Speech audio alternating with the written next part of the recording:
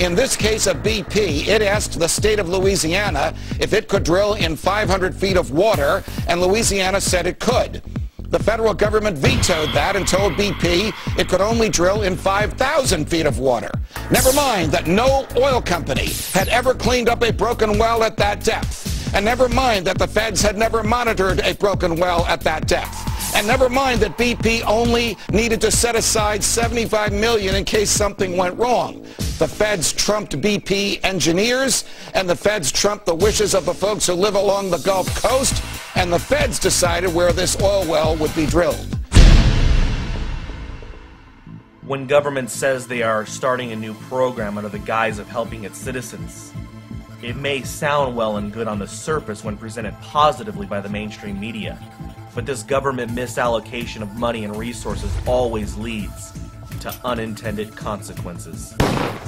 Let's start by taking a look at one recent government action that was positively portrayed by the mainstream media. Cash for clunkers.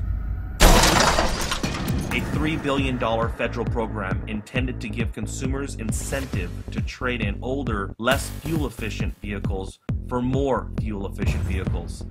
The federal government felt that this would both stimulate the economy as well as reduce the nation's long-term carbon emissions. Every vehicle qualifies. Going on now until the money runs out. It's cash for clunkers. The government talking points that the news media reported were full of cheerful results. An opportunity for both consumers and car dealers at a time when the industry needs it the most. New dealerships saw sales spike.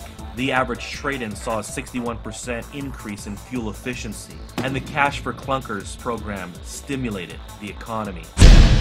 The unintended consequences that were not reported. The vast majority of trade-ins were paid off. But after the trade-in, the majority of new vehicles that were purchased were financed or leased. So Americans literally destroyed assets in order to exchange them for debt. The clunkers were destroyed, never reaching the full cycle of life of a vehicle. Instead of being purchased at an auction to be resold at a used dealership or purchased by a low-income individual, the vehicles were destroyed. The engines that have been disabled with the sodium silicate product are not able to be reused. Auto price inflation entered the secondary market where clunkers were in low supply but constant demand. San Diego, California, police officers have reported an increase in theft for older vehicles in order to sell the parts.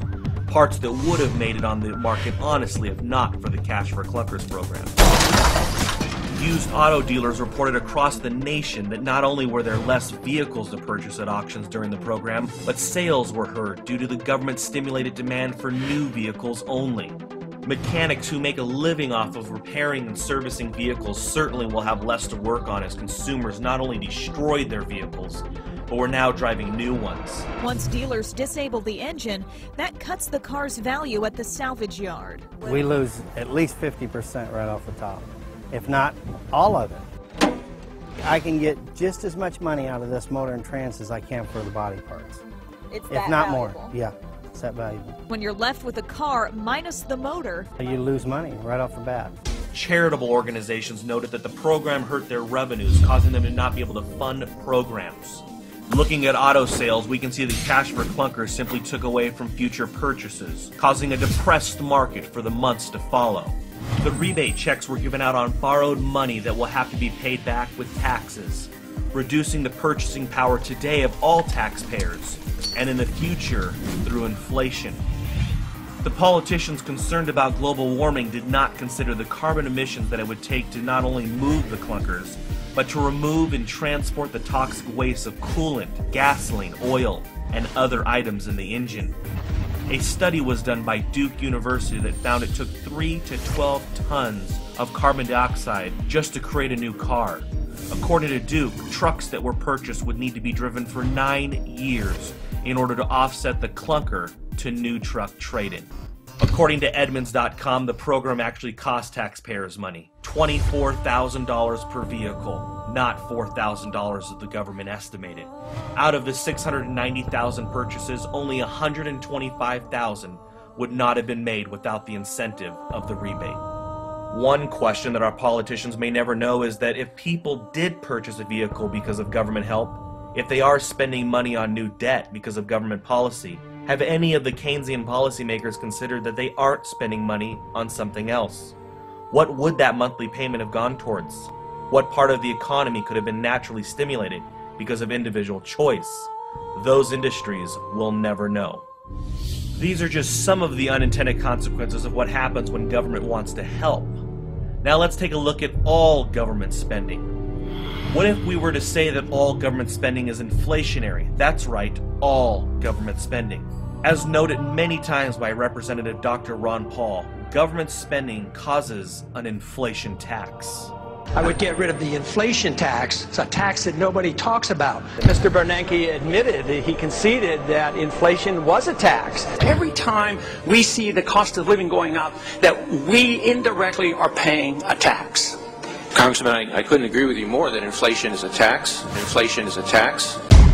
What would happen if FHA, Fannie, Freddie, mortgage deductions, and all government interference in the housing market was eliminated? Even Keynesians will admit the housing market would collapse, or the way we look at it, housing would finally find its natural equilibrium that is sustainable by natural supply and demand. Simply put, government spending causes house inflation. Foreign wars making the world safe for democracy. Nothing is more inflationary than war. Producing products in order to destroy them, not to mention what the CIA refers to as blowback. That's when the survivors of collateral damage grow up to be, you know, evildoers.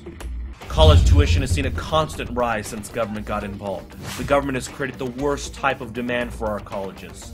The cost of behavior has been eliminated. Colleges today can raise prices without the concern of pricing out students, because they know that the government will provide the money. What about regulations and all the employees that enforce them? Certainly they are helping the economy. Regulations force businesses to spend more on not doing business, not hiring, and not creating new services or products. Regulations, however, are priced into your health insurance, shoes, clothing, food, cars, homes, and pretty much anything you buy, causing prices to have a stealth regulation tax. Failure, however, is free and is also just. If a business charges too much or angers consumers, it will inevitably fail without regulations. However, with regulators like the Federal Reserve and the FDIC, we have recently seen that sometimes it's the regulator who keeps bad businesses in business. Or how about the Department of Energy?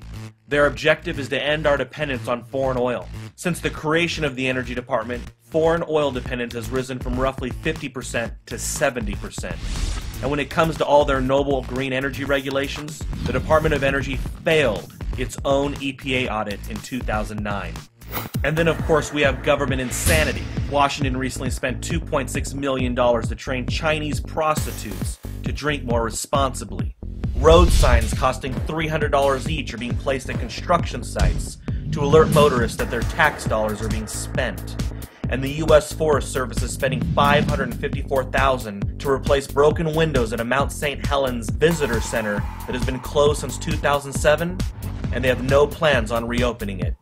According to the GAO, duplication programs have run amok in Washington, with 342 economic development programs, 75 programs funding international education, and 72 safe water programs, all with the same duplicate objections.